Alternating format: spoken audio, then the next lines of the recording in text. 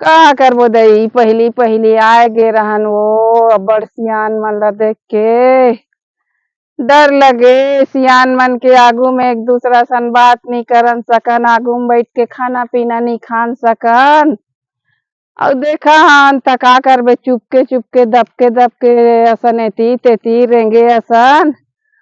और ओकर सामने में ऊंचा आवाज से बात नहीं कर सकन। अब तो दई कोनो लेखा कैंसर रेखा के कहीं नहीं डर राय दई मुड़ी कानू घर जाए चाल कहा चूरे पके रांधन गढ़न धोवन मांजन पानी पीढ़ा लगान पानी देन तब खाए बैठे। पानी नहीं देते तो ते खा ले जा ऐसे की देती दई। अब तो कहाँ पाबे दई हेर के मरा दही जाग बैठ लेबो खा लेबो, नहीं खाबो तो इसने रही जाबो।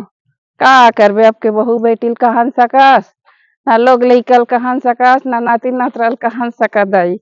तुहिल हूँ हा खा खोल दी दादा ऐसन के दिन है दाई। जैसे दिन तैसे चलबे तब रहिबे और नहीं चलबे अपन होशियारी अपन बड़ई बताबे तब भाई गे का करबे दादा कुछ नहीं कर सकस मुड़ी कान ना उहारन सकन।